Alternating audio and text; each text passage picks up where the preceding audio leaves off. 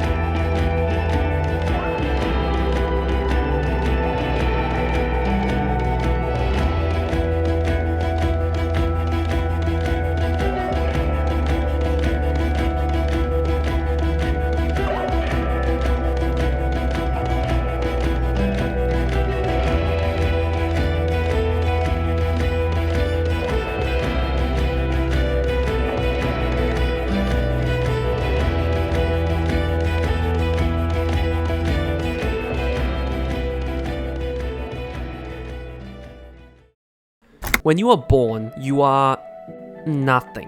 What consists of you is a singular mass of meat. Your only designation is to just breathe and keep yourself alive by any means necessary. In Disco Elysium, you wake up a drunk with no memory. Your new home exists in a world called Elysium. You pass the time with, taking drugs, eating sandwiches, and if you have time, solving a murder case.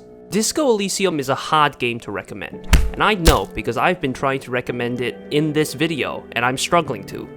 I'm not going to try and claim it's the best game ever, though it is my personal opinion's best game ever, but rather I'd like to argue that it is a must-play, both in the content that it presents and the way it presents it. And without further ado, let's jump in.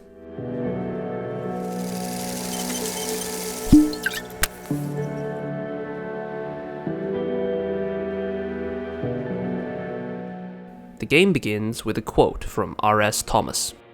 "The Furies are at home in the mirror. It is their address.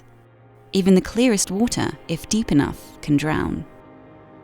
Quick history tangent. The Erinyes, also known as the Furies, were female chthonic deities of vengeance in ancient Greek religion and mythology. The themes of revenge and drowning in anger is a frequent event in Disco Elysium. But we'll talk about that later. For now, just keep it in the back of your head. But what is Disco Elysium? At the most base level, it's a role-playing game where you play an amnesiac detective solving a murder. Translated into reality, it's a role-playing text RPG, where your skills talk to you and poke and prod you to do things, giving you constant choices as to how you should continue the conversations you get stuck into. You begin the game by talking to your ancient reptilian brain. He welcomes you, unnamed one, to the Neath under consciousness, away from any ex-wives or threats of existential annihilation. For you've done that to yourself already. You begin to wonder what lies out there in the world, to which he replies it is filled with pain and light and annoying people.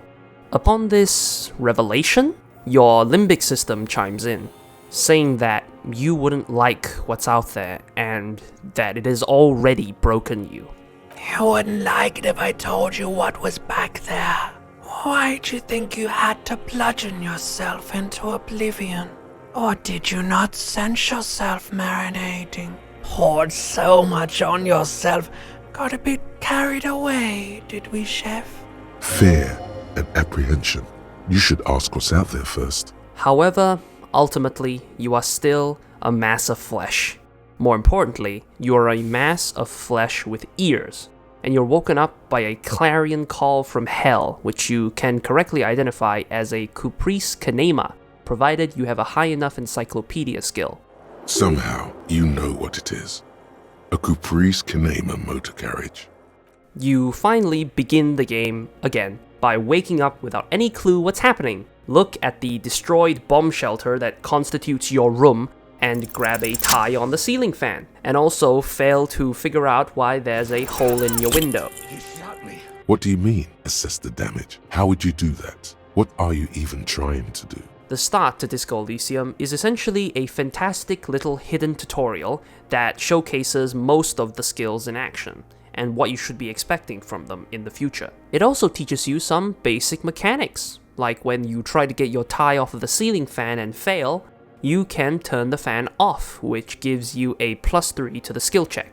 The broken window in the corner requires a visual calculus skill check, and if you fail, you can turn on the lights and get a +1, provided you haven't, died of a heart attack because your pain threshold is too low. In the bathroom, there is a mirror, and you can choose to look at yourself, though you can also choose not to and play the game without knowing what you look like. There are 2 incredibly difficult skill checks in the mirror, and these will probably take some more time and invested skill points to pass.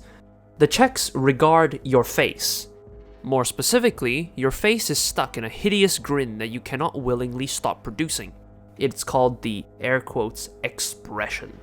You can try to lie to the mirror that you wouldn't try it on the ladies. But no matter what you pick, the checks appear. Passing the encyclopedia check to try and remember where this expression came from is going to make the electrochemistry check easier. And you learn through a thought that you'll get that the expression is taken from a former star of disco music named Guillaume Le Million. If it doesn't rhyme, you're not pronouncing it right. And should you also internalize the thought through the top cabinet and figure out exactly what happened to him, maybe he became a police officer, you never know, you will learn that he died in 38 from autoerotic asphyxiation on a tour in the Xinyao province in Safre. Probably too much K-pop. Who the fuck is Luna? Isn't that a cryptocurrency? The thought, ominously, ends with, and yes, you can take this as a metaphor for Revachol in the 30s, and also as a warning. Skills are categorized into 4 houses, those being Ravenclaw, Hufflepuff, Gryffindor, and Slytherin. Intellect is how analytically you see the world. Figure out what motivates people logically, your imagination, being able to lie.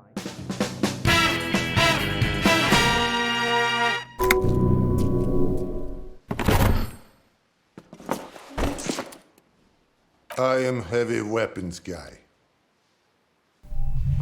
And this is my weapon.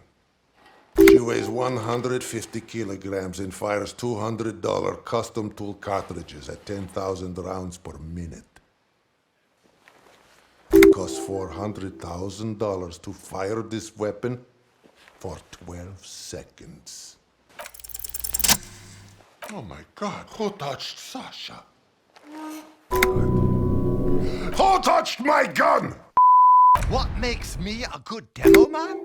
If I were a bad demo man, I wouldn't be sitting here discussing it with you now, would I?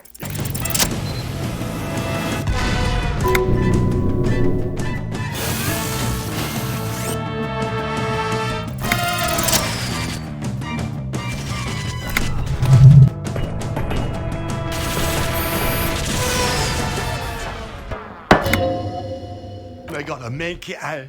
I'm a black Scottish cyclops. They got more than they got the likes of me. If fighting is sure to result in victory, then you must fight. Sun Tzu said that, and I'd say he knows a little more about fighting than you do, pal, because he invented it. And then he perfected it so that no living man could best him in the Ring of Honor. Then he used his fight money to buy 2 of every animal on Earth. And then he herded them onto a boat, and then he beat the crap out of every single one. And from that day forward, anytime a bunch of animals are together in one place, it's called a zoo.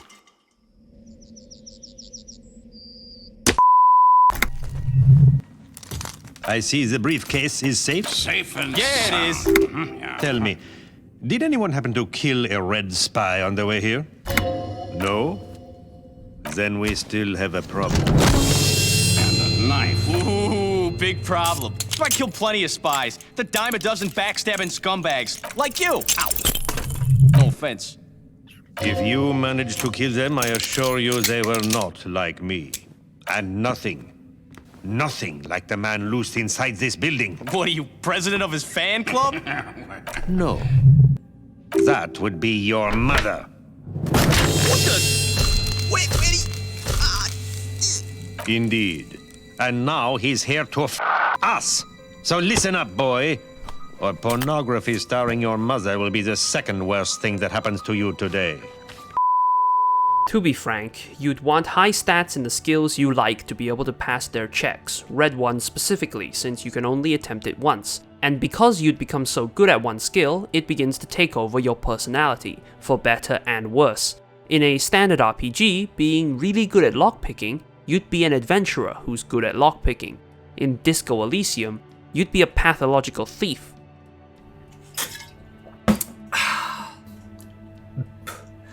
This ties in to a larger demand in video games. People, in general, like to play to win.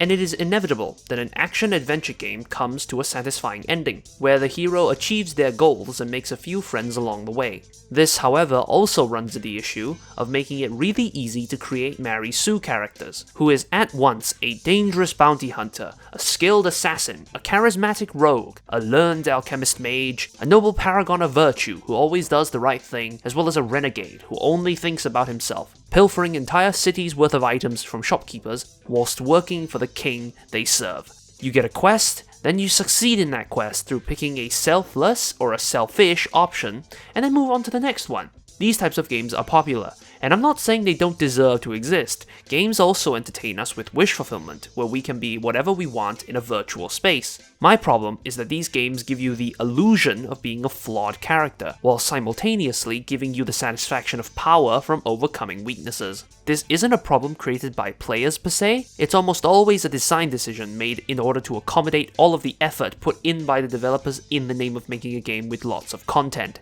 And if you couldn't see all of it when playing the game the first time because you weren't skilled at one ability, then that apparently reflected poorly on the game designers who made that one section too difficult to reach for the people who didn't put in the effort to reach it. Take the political quest, for example. They're the be-all end-all for the political character side of Disco Elysium roleplaying. What sides you have taken will let you delve into that specific area of history and enrich your mind with the specifics and struggles of being from and of that political side. You only get the vision quest after you really commit yourself, say things you can't take back, and in the nature of politics, express your beliefs to just about everyone. Would it really benefit the game if you were to pick an option from a single decision tree once you've unlocked the political vision quest, so that you could reload a save and do all of the quests and see it all in one sitting? Success in Disco Elysium is defined primarily by you. If you want your success to be one with the fascists, who's to stop you? You have to reflect on that yourself. Arguably, having a high or low amount of skill is both a good and bad thing. Sometimes being an asshole pays off. Sometimes attempting to persuade someone who doesn't want to be persuaded will make them angrier. And why did you think that was a good idea? Don't listen to me. I'm wrong all the time. Take Half-Life, for example. Having high amounts of it makes you a psychopathic paranoid beast, reacting with an angry outburst at every microaggression. Look at his shit-eating grin. He knows there's nothing you can do to him. He's bullying you, and you are helpless. Kill him. Kill him now. He won't see death coming. But when shit flies southwards, you could actually be a credible threat instead of using any half measures. I think he's calmed down a bit. No, he didn't. He's about to open fire. He is. I was wrong. It's really cool how they've created an RPG that makes you role-playing being too good at something, as well as just roleplay in general. This is a cool moment. It needs a cool thing to be said. Let's rock with our cock! Other lesser RPGs just make it so that you can complete a task, thereby finishing the quest by passing a single skill check to make you feel like you've made a good character that can handle any situation, when in reality you've made a glorified moving turret with a sarcastic voice. Look, you owe them money. If you just pay them, then this will be over. Everyone walks away without getting hurt. All right, I'll pay. When you get into your first bit of conversation with anything, you'll quickly realize that the game lets you equip yourself with a whole array of opinions, ranging from the boring ones to ones that'll get you suspended on Twitter. Part of the joy of Disco Elysium is picking weird, terrible dialogue options you would never pick in real life when speaking to a real person, and seeing where your conversations could have gone. Maybe you'll embarrass them by insinuating they're a gossiper, maybe you become a raging feminist, and maybe, just maybe, you peel back a layer of the facade that they don every day to face the world, and just for a second, connect with them, or see them, the true self, on an emotional level. You make your way out of your room, hopefully having dressed yourself and wearing at least one shoe, and come across a few bits of information. Firstly, it is currently the spring of 51st, and someone's left some coins on the counter, possibly as a tip for the bartender. It was just on the table, why did I just take that? Picking up your shoe, you are treated to the first bit of what you will later find out to be Martinaise, an orphaned district of Revachol, which fell through the cracks of reconstruction due to it being so out of the way and, more to the point, being a shitty place to live, where drinking the water is guaranteed to give you your daily required dose of gamma radiation. At least it's not as bad as the burnt out quarter. But then again, nothing is as bad as the burnt out quarter. This is all still part of Revachol. But what is Revachol? There is no better answer than from the devs themselves. When middle-class people talk about foreign places, they like to talk about contrasts. Travel magazines, financial journals, regional reports on the news. It's all about those contrasts. And what they mean by contrasts is that most people are pornographically poor, while a few are obscenely wealthy. That's what they mean by contrasts. East of the river, monetary organizations promote regional stability. West of the river, cops collect tear for cash, and junkies shake so hard their bones come loose from their sockets. There is no city in the world with more contrasts than Revachol, the broken, magnificent, disgraced former capital of the world. A great sky on fire, reflecting off broken glass. Revachol, the suzerain. Revachol, the commune. Revachol, the administrative region, where all forms of government have failed. Revachol, the resolver, the answer to the great burning questions of history. How should we live? Will the horror ever end? Revachol sits on a fertile island in the middle of the Insulindian Ocean, the world's largest body of water, in the eye of a great archipelago called Face à la Mer. To be from Revachol is to be Revacholian, to be deserted, destroyed. A drug addict with an immunodeficiency disorder, a joke and a clown, and a loser baby. It's like the hanged man behind the hostel cafeteria said, there's nothing funny about jokes. The first living thing you'll meet is a woman called Miss Oranje Disco Dancer. Hello, officer. If you're crazy enough, you can attempt to use the expression on her. And if you fail, you are forced to say, I want to have fuck with you, which will rightfully get you clowned on so bad that she'll ask you to repeat it, to which you can sulk and nurse your bruised ego. Miss Oranje Disco Dancer then gives you some basic information on what exactly you came here to do. Solve a murder, find the killer, and that, yeah, you trashed your room and destroyed everything in it, including yourself. Yeah, that's gonna make your job a lot tougher. Your only help is all of these passive checks. They actually play a pretty big role in fleshing out your objectives, your personality, as well as opening up new and useful dialogue options that move you further towards your goal. Gosh, isn't she so nice and beautiful and helpful and truthful? Miss Oranje Disco Dancer then walks back into her room to shower. You can then punch the door multiple times like a normal person and move on to solve a case. The people of Martinaise are not going to be cooperative, yet they are the ones who shape and have shaped what will happen, with their words of truth and attempted deceptions. It is up to you, detective of the precinct in the Jamrock Quarter, numbered 41. He who does not remember a goddamn thing. Rack your brains and solve the case and the mystery that surrounds your identity. You are the Revacholian hero, the last one who cares.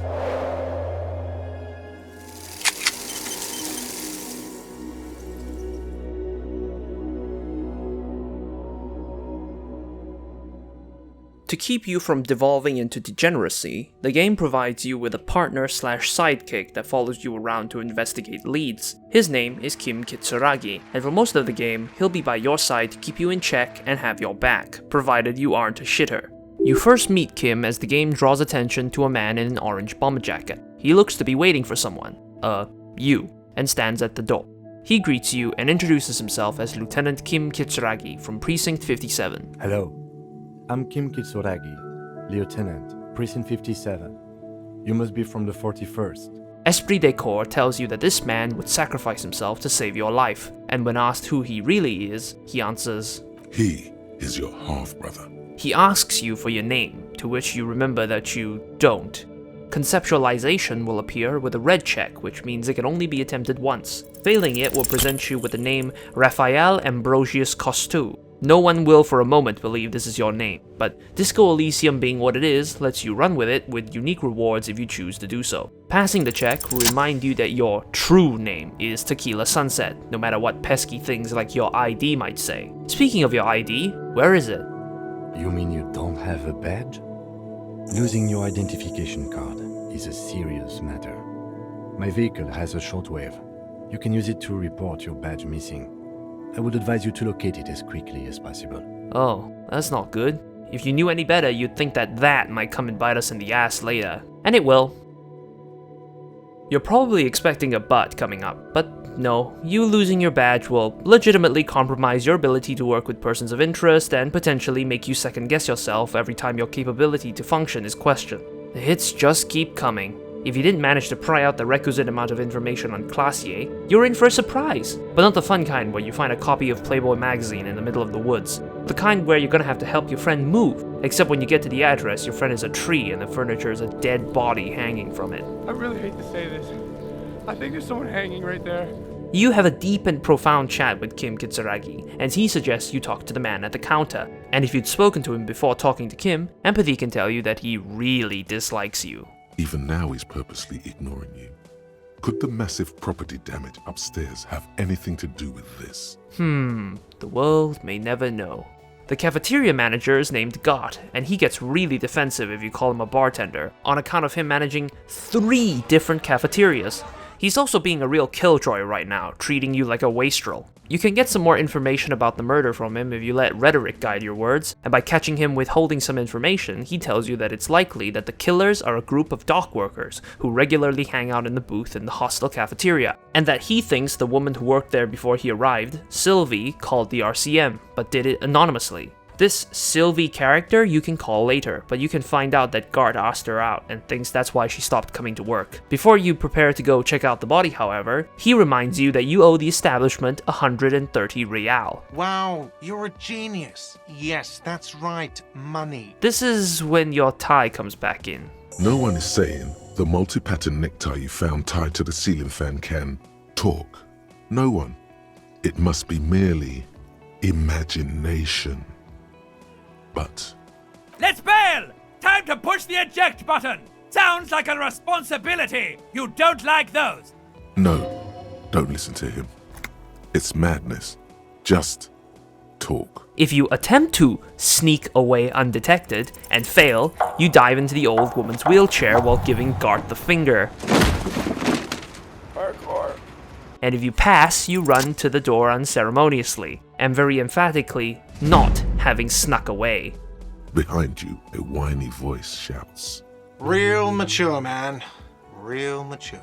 What were you expecting? He was looking at you. This isn't like Fallout where you can crouch behind like a table and disappear. You can now haggle down the price you need to pay to 60 real, since you scared Gart shitless with your expert negotiation skills. You don't need to do that, by the way. You can just talk to him if you have a high enough authority skill. There's a lot of paths to take when you talk to somebody. A lot of skills come in and you can screw with people very easily. And you can use your brain power to move situations into your favor very easily. If you prefer not running away from basic responsibilities, you can stay and debate philosophy about what money actually is with him. Gart maintains that money is exchanged for goods and services, and while you can say that it's a burden on the poor to have to pay for basic necessities, isn't it evil? The order of magnitude between what is asked of a person And what they have? Whatever you end up saying, you owe the establishment anywhere from 30 to 130 real, depending on your negotiation tactics. You can have another look around the Whirling in Rags, and the Inland Empire will again insist that you sing karaoke at some point to measure your soul. Your emotions need to be expressed. People need to know your vast oceanic soul. The old woman, who you may or may not have collided with, is a really sweet old lady who will try and help you by giving you a small history test, to which she will be frightened after discovering that yes, you indeed have brain damage and have forgotten literally everything. She's scared now. She's realized you really are brain damaged. Way to go, man. And finally, after all of that, you leave the Whirling in Rags and step out into the town square. Howdy. Now from a gameplay perspective, you can go in 4 cardinal directions. You can go east, down the road, and figure out what all that shouting's about. You can also go north, into the back of the Whirling, to check the body. You can also go west, into the pier, jetty, as well as the entrance to the apartment complexes. Or, partner, you could go south, following the tire tracks of some unsavory individual. I suppose we'll go north for now. And to the north, you'll see the body Gart was talking about. And some kids fucking throwing stones at it. Now this kid's name is Kuno. He wants you to know he doesn't give a shit. The fuck? Does Kuno know what a rake is? Kuno's not a gardener. He's the kingpin, and you are his bitch. Now if you continue talking to the little shit, things quickly spiral out of control. He starts accusing you of rape. Logic starts shitting his pants. And Kim's no help. He just watches you fail from a distance, and you got Half-Light screeching in your ear to kill the little bastard. Now, of course, you're a police officer, and police officers aren't supposed to attack civilians. However, you're hungover and off your meds, so if anything, the stress relief could be considered a civil service. So yeah, break his jaw! Punch that kid in the fucking face! So now you've got Kuno listening to you, and also sort of pissed off your partner because you punched a random kid in the face. Now you can use your head to figure out why this kid's the way he is. Obviously, he's poor as shit and acts tough. But if you've got some marbles in your head, you can figure out that it's actually his girlfriend slash sister slash demon that he hangs out with, who is actually the batshit insane one, who probably killed like a bazillion people. Then using this information, you can get him on your side and make a truce with him. And afterwards, he's a little bit more willing to talk to you and even sells you some shoes. He also gives you a quest to get some drugs from the local drug lord, who's also his badass dad. Which is kinda surprising, since when you get to his digs, his dad's a shitty drunk who isn't even a threat. And then you finally realize Kuno's situation. He lives a shitty life, with his only real friend being a shitty girl who talks like an insane person, is definitely addicted to street amphetamines already, has basically no prospects except to be a shitty deadbeat drunk like his dad, in a dirt poor district with no stable utilities from all the bombed out buildings. That's Kuno, and he don't give a shit. Kuno's a little cunt, and most of the time he speaks, he insults you in some way, or just unloads about 30 expletives at once in your general direction. In the original, non-final cut version of the game, his voice was so irritating that many people complained about needing to turn him down when they played. The original voice actor, Dot Major, was replaced by Oliver Dabiri in the final cut. Here's a comparison. The fuck does Kuno know what a rake is? Kuno's not a gardener! The fuck does Kuno know what a rake is? Kuno's not a gardener. What? You wanna fuck Kuno now? What? You wanna fuck Kuno now? Alright, entertain the Kuno. Show me what you got. What you got there? What you got, huh? Show me what you got. Alright, entertain the Kuno. Show me what you got. What you got there? What you got, huh? Show me what you got. My point being, he's a shock compared to the soft-spoken Lena, and serves to be the first of many curious characters you'll meet, and yet you do sympathize with him as you continue to learn more about him. He's a curious kid, and isn't unwilling to learn more about detective work if you continue to humor his artistic interests and drug habits. Your partner Kim obviously doesn't want to give drugs to a minor, but he also doesn't really encourage you to help Kuno in more wholesome ways, instead completely ignoring him, which To be fair, I would do the same. Later on in the game, he will talk about having trauma and stressor disorder from his former work as a juvenile police officer, which makes him avoid juveniles as much as reasonably possible. These two, and their interaction, or lack thereof, with each other boils down to a single quality Disco Elysium preaches: pathos. No one is unscarred. A layer deeper, it doesn't just mean that no one is completely unscathed by existence, it also means that no one is perfectly cooperative, perfectly content, perfectly rational, perfectly manipulative and greedy. It also means that there isn't anyone who's a perfect representation of any political group either. Some who might be seen as greedy initially become more nuanced once you learn more. Someone who might come off as incredibly helpful initially might turn out to be completely useless, unless you happen to assist them first. There are a plethora of people who cover a variety of experiences, who all converge upon one point: pain. Martinez is a district blanketed in pain, and you are the largest source of it, with your longing cutting so deep as to become the crux of all your thoughts, in one way or another. I guess this is where I'll put up a content warning. And this doesn't even tie into the bigger picture. The Hanged Man is merely a footnote in the strike that preceded it, its players involved but not important to the case. Martinez is not as peaceful as it initially seems, however, because at any moment the delicate balance of peace might snap, and yet something beautiful might still come of that. As any good detective game should, the plot twists and turns. Someone could have 30 pieces of evidence pinning them dead to rights on the night of the murder, but could you just be making connections where none truly exist? You can preach the end of days and you might even think it a bit funny, but are you completely wrong? You might misinterpret signals, cross wires that more conventional detectives never could, but does that make you an inherently worse police officer? Death scares everyone just the same. Some people just don't let it show in their face. Disco Elysium's story is not that of the Hanged Man. It's not really even about you and your forgotten past. You are merely a part of the great machine of humanity, working towards an unknown future. The true story of Disco Elysium is broken and unfinished, filled with holes spanning centuries and failures and events that span multiple continents and supernatural phenomena that can only be speculated upon. Now, for the sake of time and my sanity, I will speed through the game's smaller events and try to keep it as succinct as possible. It's a more complicated issue than initially suspected, trying to get the body down from the tree. It's held up by a strong industrial belt made by Vermilion, designed for airship transportation. Also, if you look the dead man in the eye and pass an Inland Empire check, you can talk to him and gain some crucial information about the case, like the fact that your name is probably Harry, that communism killed him, and that he contains ancient mysteries, and should you manage to shoot him down and not kill QNOS, that love did him in. But wait, Jack, I thought you said that communism killed him. Which is it then? You're misquoting me, Rooney. I said communism killed me. Love did me in. You really need to learn the difference, buddy. This is embarrassing. If your guy has buck fever and can't keep his hands from shaking, Kim will suggest, though not without some grievances, that you two could ask for assistance from the Dockworkers Union, who unofficially run the place. He adds that this may make the public perceive that the RCM has taken a side in the conflict between the corrupt union and the megacorporation, but alas, you do not have a choice, so off we go east to the strike. There, you meet the CEO of racism.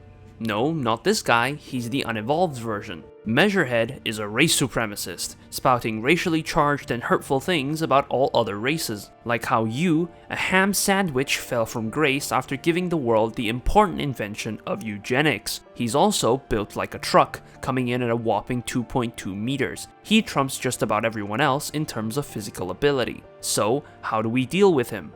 You could internalize his rhetoric, agree that the Occidental races have indeed gone downhill, that we should subjugate and segregate all inferior races.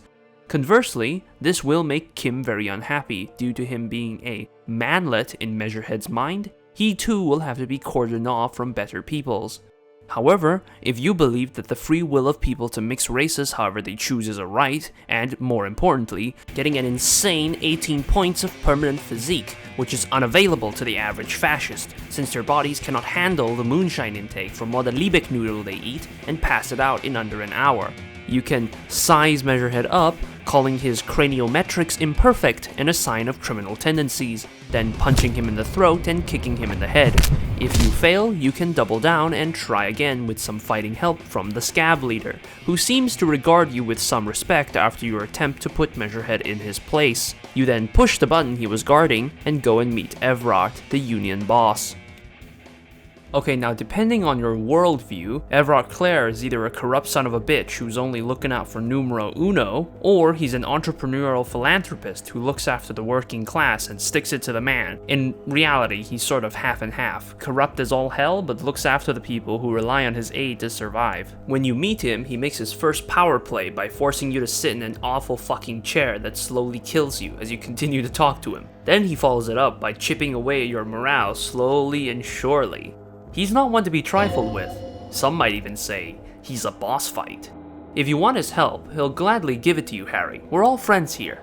But he can't trust you so easily, and passes you a quest to go and open an unsuspecting door down by the apartment complexes. I just need you to go open a little door for me and leave it unlocked. If you ask him for more information, he just says the door belongs to a weasel, and it would be a great service to all of Martinez if that door was opened. And you don't even need to go in. This is obviously a ploy to get interested parties to notice that you've become Evrot Clare's peons and are doing his dirty work. But if you want his help, especially with helping you find your gun, which you lost sometime before Blackout, you're gonna need to play his game until he's satisfied. The Weasel's door, key courtesy of Call Me Manana, sits in the open area in front of the apartment complexes where that little devil resides. Unlocking it makes Kim a bit uncomfortable, but taking a look inside that door may yield clues about the crime scene. It is located pretty close to the corpse after all. Looking in, you find a pretty normal-looking apartment with some nationalist memorabilia decorating the walls. One of the cabinets holds a number of mugs depicting racist depictions of many cultures, which makes Kim feel better about breaking into this guy's house. This is our third and lucky racist, who will provide us 3 wishes promising protection, wealth, and progress. Evrot Clare then wants you to get a couple of signatures from the locals across the waterlock at the fishing village, citing that it's a permit to build a youth center in order to help revitalize Martinez a bit.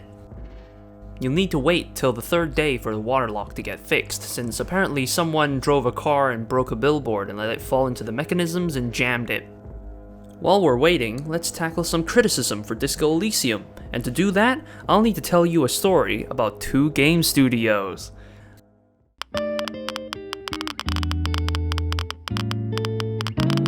Once upon a time, there was a company that made a little game called Fallout New Vegas. On launch, it was plagued by bugs and glitches which made it quite frustrating to play, and it was even unplayable on the PS3 if you clocked in too many hours in game. However, underneath all the grime and muck, there lay a fantastically crafted story, compelling characters, and interesting choices to make to impact New Vegas leading up to the fight at Hoover Dam. And over the years, as the bugs got patched, it gained more and more fame as the must-play installment in the Fallout franchise. There was another studio, which made another Fallout game called Fallout 4. It was critically acclaimed on launch, becoming the game with the highest number of concurrent players on Steam with 470,000 at the time, not counting Valve's own titles. With a fantastically well-crafted world to explore, well-done combat, and excellent atmosphere, it's no wonder it sold like hotcakes. Despite coming out 5 years after the fact, Fallout 4 sold nearly 5.5 million more copies than Fallout New Vegas by 2018. Despite both games falling into the category of action role-playing games, there is merit in thinking that Fallout 4 isn't and wasn't made to be a true RPG. In Fallout 4, your choice of dealing with an event at best comes down to 3 options. You stealth your way, shoot your way, or talk your way into getting what you want. Most of the time, you don't even do that, and just follow the predetermined paths the game set for you, and watch the situation unfold regardless of your actions. The most thoughtful decision in Fallout 4 is to whether side with the tech fetishists, the nerds playing God, a citizen's militia, or the MIB. The choice to stealth, to shoot, or to charm your way to the goal largely has no effect on the world or yourself. You'll always either agree to do something, sarcastically agree to do something, or shoot everyone in the room as soon as you walk in. In contrast, Fallout New Vegas' choices rely on your own personal views and beliefs. It asks questions like, do you believe that trading in your freedom for safety is worth it? Is scientific advancement worth it if it might land in the hands of people who may abuse it? And is democracy worth pursuing even when it already got the entire world nuked once? These choices put your fundamental beliefs of how the world could be into sharp relief, and tests them against brutal circumstances and outside pressures. The point is, even though Fallout 4 gives you dialogue options, it really could get by with removing all of them and just letting you do their quests and then pushing a button on the ending Tron 3000, and the storylines wouldn't change significantly. And those who only played Fallout 4 and went, hey, this is a pretty good RPG, didn't really have a grasp on what that meant. Fallout 4 had a more broad mass market appeal and attracted a lot more newcomers than New Vegas, and those who played Fallout 4 and cemented the idea that an RPG is where you can make choices, instead of an RPG being a game where choices you make change who you are and how people see you. Now, imagine you're the person who only played Fallout 4. You see Disco Elysium being advertised as a true no-compromise RPG, and since you like RPGs, you buy it. You then realize that the entire game is talking to people and making choices on what you say, do, and believe in. You get bored quickly since there are no combat mechanics to keep you entertained. You finally drop the game and score it a 4 on Metacritic since it falls flat on its nose with an ending that is the same whatever you did, and a void if you prefer gameplay and meaningful choices. Fuck you, nameless reviewer. Hello. Now that you're working for Everard, you might be wondering whether or not this sort of goes against your own best interests. After all, he is running an organized crime syndicate that sort of polices Martinez by itself. You would call them vigilantes, they would call you lapdogs of the coalition. Nobody really gets anything done. However, if you are a socialist, a leftist, Everard's also sort of your best chance at being able to realize your sort of ideal version of Martinez. And he does that essentially through rampant corruption. It's not really even an open secret, it's just a fact. But yet, because he's so openly corrupt, it sort of wraps back around to, I don't trust you, but you are open about the fact that you shouldn't be trusted. Therefore, I can work with you, we have common ground that we can work together on. And it's not like Everard Clare hasn't done anything to better Martinez. The point is, Everard Clare actually does keep the peace and, in a way, improve the lives of the people that do live in Martinez. You learn that he's actually been providing 2 elderly people odd jobs just to keep them afloat, one of them a war veteran. Everard has basically just been giving him an honorary position just to make sure he gets by. That doesn't strike me as something an outright greedy capitalist would do. But then again, obviously, you're the RCM, and later on in the game, you will uncover the fact that Everard is kind of smuggling in huge shipments of, like, Class A drugs, and he is going to sell them to a bulk buyer, a shark essentially, and those drugs are going into fucking Revachol and are going to wreak havoc on the population. And obviously, since you take care of Revachol, that's obviously not something you want. I think it's beautiful that he still does good. There is still evidence that, despite all of that, he does stay true to his word that he does take care of the people in Martinez. I think that's a good representation of what happens in real life. Of course, he's like one side of the strike. The other side is also incredibly fascinating. You meet the woman, the Wild Pines negotiator, Joyce Messier, quite early on in the game. You meet her in day 1, and essentially she's just sitting on the pier on her incredibly expensive boat. Joyce Messier puts on such a cooperative face. She's like she's a real go-getter. Like she wants to talk to you about the case. She wants some documentation, and she seems so cooperative. But she's as, if not more, insidious and manipulative as Everard Clare. She just can't relate with the average dock worker, and you, the RCM for that matter. She's also the escort of like 3 completely batshit insane militant war criminals, essentially. They get airdropped into proxy wars, and then they just commit war crimes, and then do the thing that the corporation needs to be done, and then they fuck off, and then they rebrand, and again and again and again.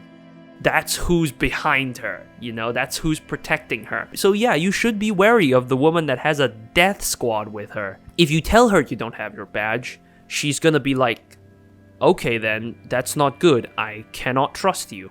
And you can also reveal to her that you don't remember anything, to which she will immediately take advantage of you and demand that, well, not demand, but like really push you to basically do some work for her before she can cooperate, because it's a matter of security, and if I don't have your badge numbers, I'm unfortunately not going to be able to provide assistance until yada yada yada, you know, corporate speak, bureaucracy, red tape, and all that. A driver of a drug trafficking ring has been caught up in the traffic jam, as you've noticed, the huge traffic jam at the gates of the Union. Let's skip to day 2. You have Joyce wanting you to find out about this drug trafficking ring. You're doing jobs for the Union, and Everard has given you the go-ahead to basically say that his boys will work with you. When you go and speak to the Hardy Boys, you notice the gardener is with them, and she's basically like, I am their law counsel, and you will not be getting through me.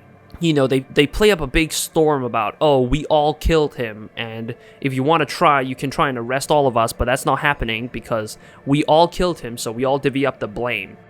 And it's basically a tactic to not get arrested, because you can arrest one person if they like single themselves out, but if like an entire group says that they killed him, it's very difficult to pin blame on someone. If you are crazy enough, you can stick your hand into the dead man's mouth and feel around with it, and if you pass a skill check, you can pull out a bullet, like jacketed bullet. And this, my friends, is the actual cause of death. He wasn't hanged as you initially suspected. He was shot, and that was the cause of death. And they continue to joke around, but you can tell that they don't like you knowing this information. And then it comes to the topic of why this person even died, because this is like a PMC person, you know, he's like a war criminal, so it makes sense that nobody really likes him, but why kill him? And Titus goes on and on about on a tirade about how he raped women, he harassed people and shouted a lot, and rhetoric basically picks up on the fact that he weirdly de-escalates from rape to harassment to shouting a lot, or like, you know, just being a general nuisance. And he wants you to push harder. Like, Titus hoped you didn't notice him mention the rape. But if you do, though, Titus will go straight up and like, fuck off. Don't talk to her. She's like, she needs her privacy because she was raped and all that. And this is where the weird shenanigans begins, because this is essentially what really happened. The Hardy Boys stonewall you repeatedly about the rape victim until you make the accusation that he doesn't care about victims here in Martinez and only sits around with their dicks in their hands drinking beer. He gets offended and relents, telling you that the victim is the one and only Classier. If, like the majority of players you talk to her at the beginning of the game, you suffer a small brain aneurysm as you contend with the fact that you told the rape victim that you wanted to have fuck with her. Titus reiterates that he wants you not to push her, and that a freight train of pain, buddy, is in store for you if you do. Upon meeting Classier upstairs, you can quickly notice that a window in her room is new before talking to her. Surprisingly, Classier is very comfortable with talking about the alleged rapist, and even denounces the Hardy Boys' accusations that Lely was abusive. I'm going to call the dead guy Lely because that's his name, and dead guy/dead body gets tiring. Yeah, I'm gonna go with not raped. I don't want to say that shit about him. This is all very unexpected, and you go back down to confront the Hardy Boys about this. Titus seems legitimately angry about this turn of events, and continues to assert that Letty threatened to rape Classier. He gives you a tape called the Door Gunner Remix, named after the guns on airships that roam high above us, keeping Revachol in line. The tape apparently contains a recording of him saying that exact thing, and after procuring a tape player, indeed it does, a little bit doctored. I'll fucking do them all in. Rape that disco cunt on the counter. You know, the dance a whore upstairs. Do it Kohoi style. Showing it to Classier, however, still has no effect, and she stands firm on her testimony. Titus, upon hearing of this, finally blows a gasket. Next time you see her, tell her Titus said, "Fuck off!"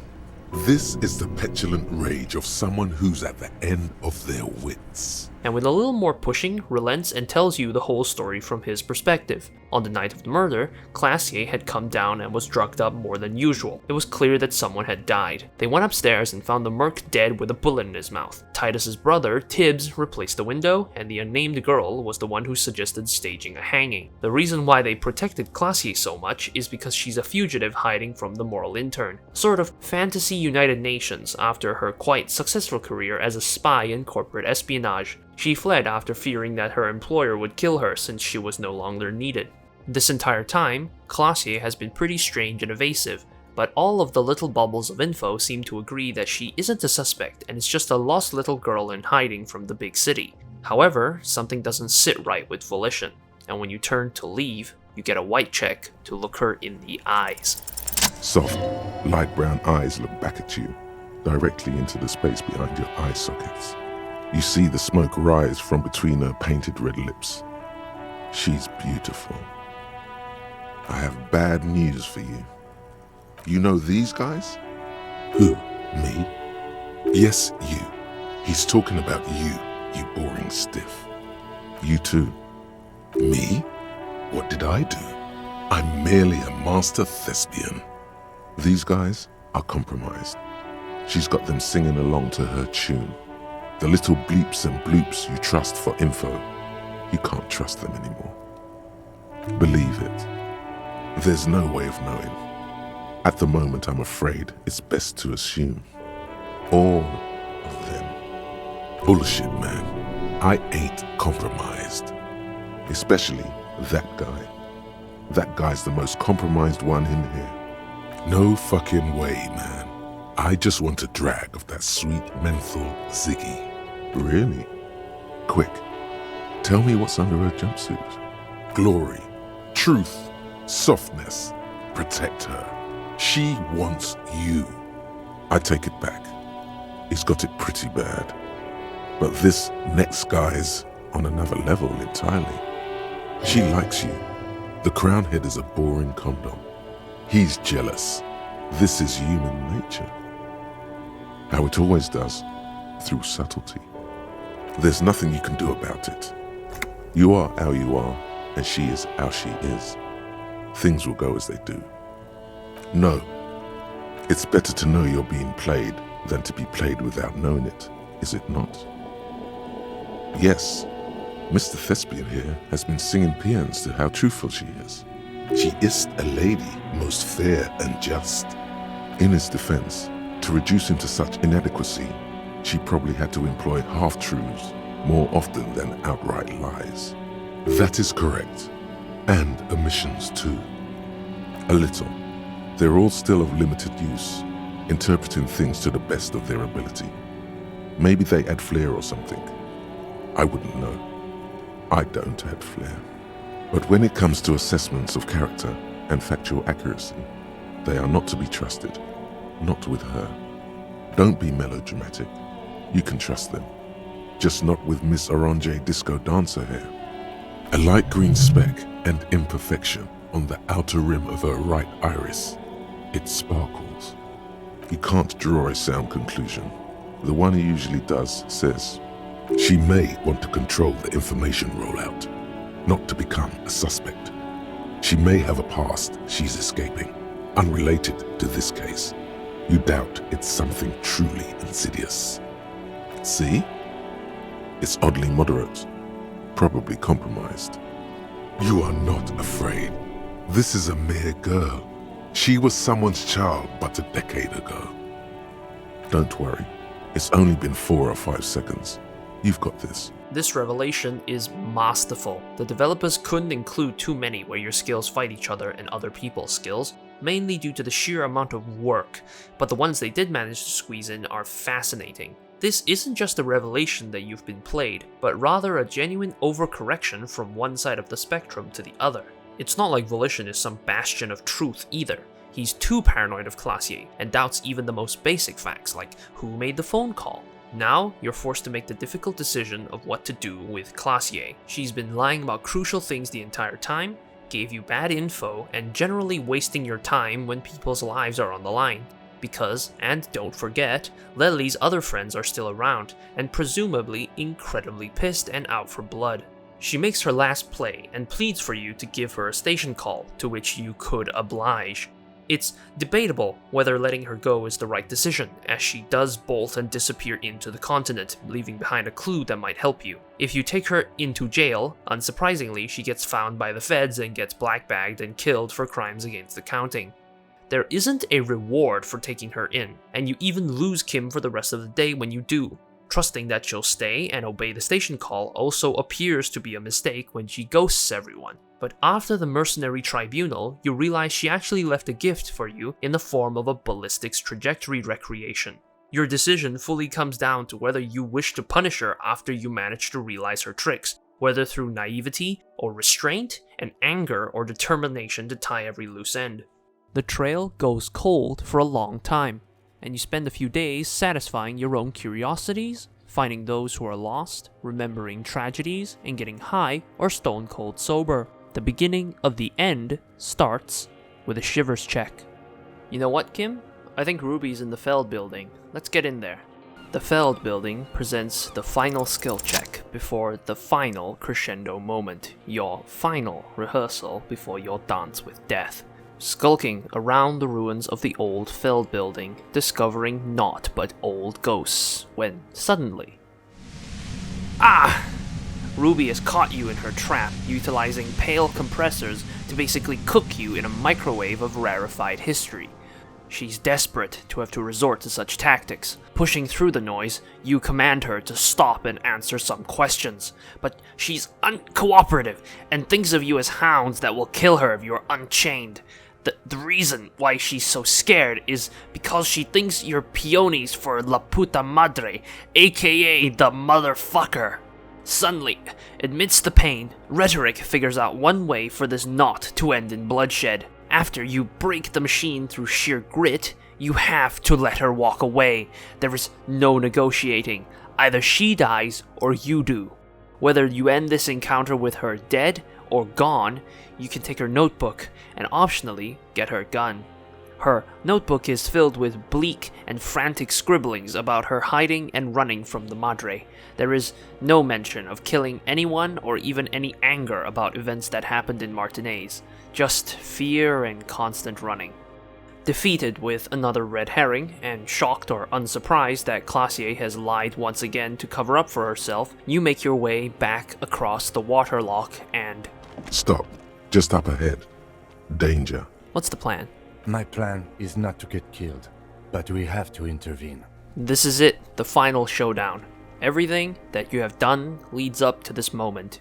You are unconsciously preparing for this final fight, and whatever you've learnt about the dead man will become your ammunition, provided you can make a convincing argument.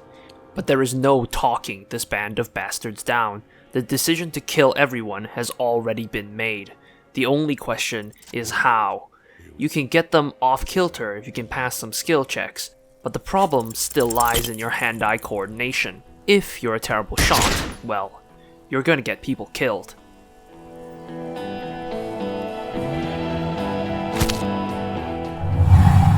Bam! An excellent attack on your end, but look out! Rude the Killer is going to take a shot at you. Kim's going to have to try and weave a shot into his eye slot. It's tough, but he has to. On your part, you have to dodge his shot. Having high intelligence and motorics helps you dodge the shot, and by God do you need to remain standing. Despite him being a moralist, Kim pleads to God to grant him the ability to make the shot. Blood gushes from the helmet's eye sockets. An unbelievable shot from the lieutenant. Oh God, watch out. And the deserter, with his skin melting or blood gushing, gives you one final look and pulls the trigger. You fucked up my faith. You have my permission to die.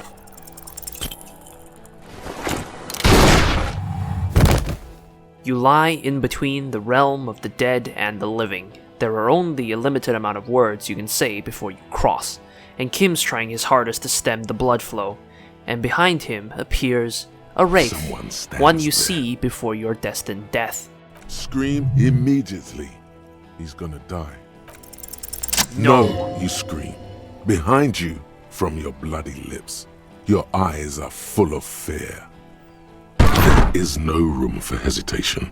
The lieutenant turns around and fires, his body falling on yours in the course of the motion. And after that, darkness. A radio plays in the background. It plays the music of the world. I like to keep the music I use to mainly that which is found in the game, which is great if it has an amazing soundtrack like Overrated or Disco Elysium. And the music of a game like this plays a big part in the atmosphere of the world, whether it's the stoic bass of Papers, Please or the jaunting tunes when cataloging on the Overrated, both of which were by Lucas Pope.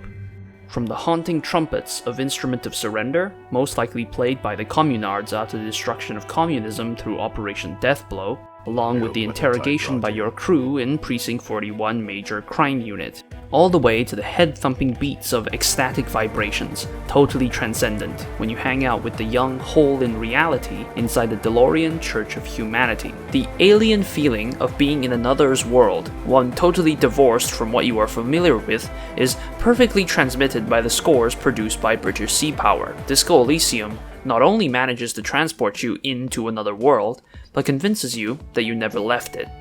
This is the music of Elysium. This will never not be the music of Elysium. So, I decided to take a little trip.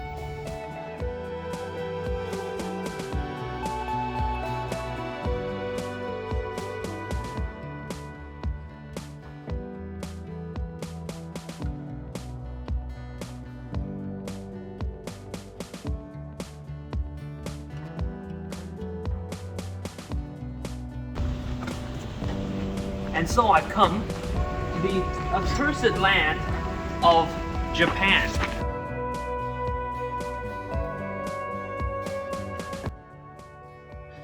There's something about listening to the music in a place that you don't belong. The out-of-placeness of it, along with, of course, Red Rock Rivera, if I'm remembering that correctly, is just... well, it's tough to describe, but it just feels like... it feels like home away from home, if that makes any sense. It feels like you don't belong, but that you are accepted, and that it is a comfortable place to be, even if you're not familiar with it. And that's the vibe that the music, or at least some of the music, gives off of. Stuff like Sad FM and all that.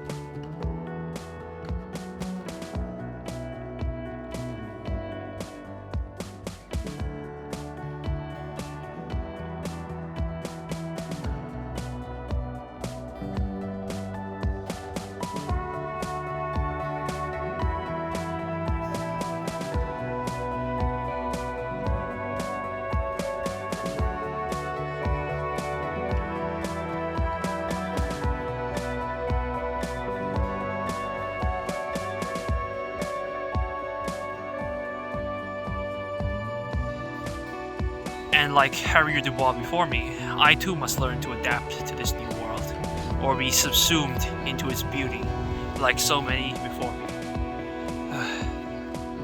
Good night, everyone.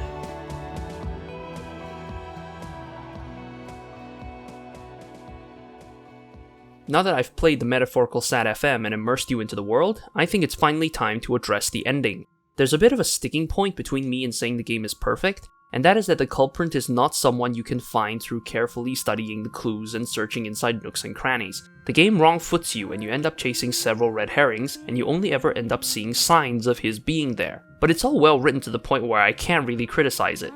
I literally boot up the game to collect 1 or 2 scenes worth of dialogue, and usually end up playing 20-minute chunks of the game every single time. Denville Brown is an incredible narrator. Now, back to the plot. After you wake up again, the only place you haven't checked for random murderers is the islet that's cut off from the mainland, which used to be a military installation. No one expects that you'll find anything, and when you borrow Lillian's boat and make it over there, you explore a bit and find a pretty nice sniper's nest to shoot into the whirling. The nest is empty, but not deserted. And you slink around getting things open, and just as an added bonus, confront failure itself. Oh, there she is. That's the Innocence Dolores Day. Wait, no, that's Dora. Who's that? Better to never see her. She is the unwinnable fight. She is your character's fuck-up. A reminder that whatever you do will never be enough, because you already lost a long time ago, amigo. The Dream is someone you cannot overcome with wit or force. Your arguments die in your lips, your soldiers wither at her feet. Brother, you should put me in front of a firing squad. I have no words for how I failed you. This is the point in the game where you lack the most agency. Harry as a character has already done things that cannot be undone, and no amount of protagonist syndrome is going to fix that. It's even implied that things that you chose to believe up to this point has actually been things that Harry used to believe in the past, and this is just his way of resurfacing his old memories. Which begs the question, who's really on trial in the Tribunal? You've been portrayed as a washed-up failure with occasional glimpses of greatness, and the test is, what kind of character will you shape up to be at the juncture of death and betrayal, smelling like booze with only barely enough star power in you to make sure you can get the job done. And whether you do, you will be judged by your dreams, by your killer, and by your crew. The doors to the rest of the inlet open up to a section of island overgrown with maybells, and before a dead campfire sits an old skinny man. This is the Deserter, a hate-filled communist who perhaps once held more centrist ideals, but was changed after seeing the entirety of his group get slaughtered like cattle. He lives on in order to preserve their memory, and to atone for his shame of desertion. He points out and criticizes your following of any ideal you choose to believe in, even communism, with the frankly understandable point that, you're a police officer. He says somewhat incoherently that the bourgeois sent the mercenaries and that they represented all that is wrong and should be fought. He killed Lily in an act of alleged jealousy, as he did not like, as the game puts it. I didn't like the Reaver enjoying himself. Drugged out, soothed in the arms of a young woman. I wanted him to die so he could not enjoy life anymore. And he also laments the death of real communism, and the only small solace is that they managed to kill every last fascist before they were destroyed. He both hates and empathizes with Classier, with them both being effectively excommunicated from the rest of society, with them having to survive with their respective skill sets of being a trained soldier and survivalist, and her manipulation and espionage experience. There's nothing to hold on to. Only this. It's not enough. The coals of his eyes glisten suddenly, like stones dripping with water. Is he crying? Man needs to feel something else. In this fight, it helps if you have your eye on something there. It's weakness, I know. Yes, over the years. It's not unproletarian to feel something.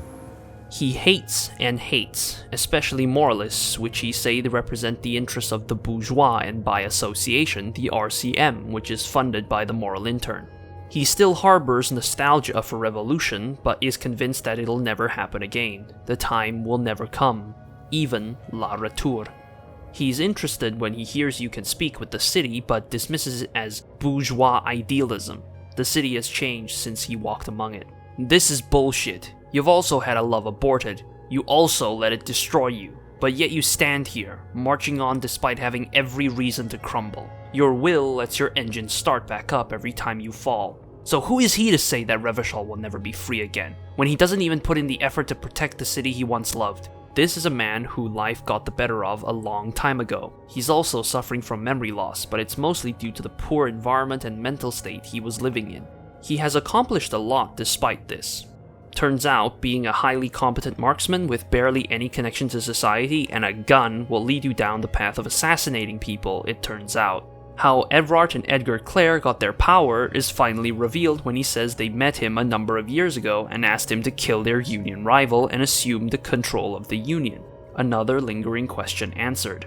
Skipping ahead a bit, you're back on the mainland and you are greeted by your crew. I say greeted, but it's more like cornered.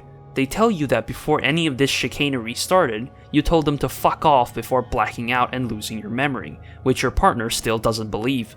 Now you have to stand trial and justify to your team, why they should even begin to consider taking you back after you let a gunfight ensue and several civilians to die. This is the part of the game where you justify yourself with your efforts to solve the case. Kim steps in to defend you depending on whether or not you are a competent detective, and you can make a case for yourself from all the meandering and side questing you did.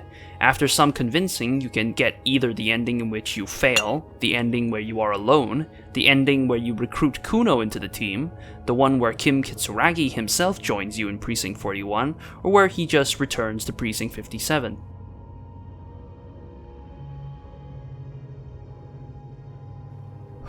The end. Phew. That was certainly something else, wasn't it? There's still an ending montage as always, so keep watching for that, and I hope this was at least semi-educational and interesting for you to watch. I feel like I should probably say something here, because this was an hour long, and it feels weird not to comment on that. I probably didn't need to spend such a long time making it, but I procrastinated for a while, and that's why it took so gosh darn long. I learned a lot making it though, and hopefully the next video of such length doesn't take so long. Maybe something like Divinity Original Sin 2. Who knows? Till next time, bye-bye. Yeah, fucking finally. I still can't fucking believe it. Where shall we begin? Did you come to bring my cockatoo back? Not looking for any trouble, officer. You owe me 130 real.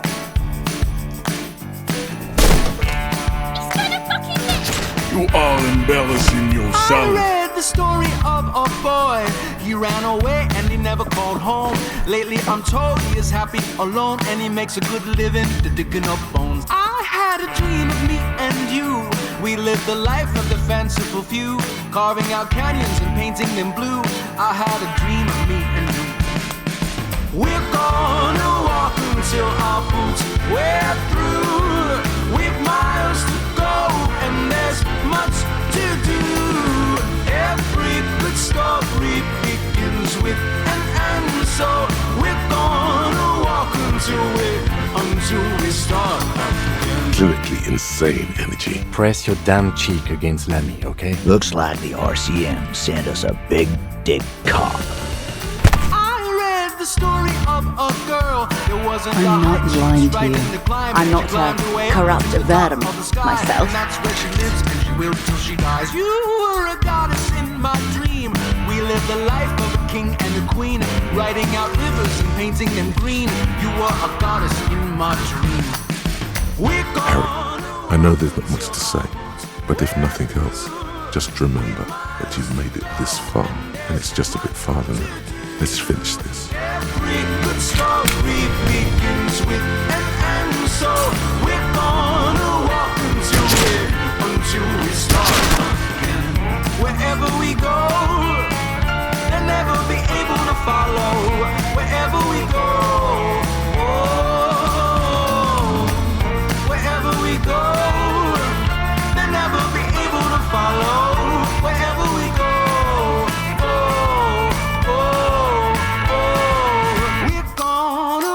Until our boots wear through.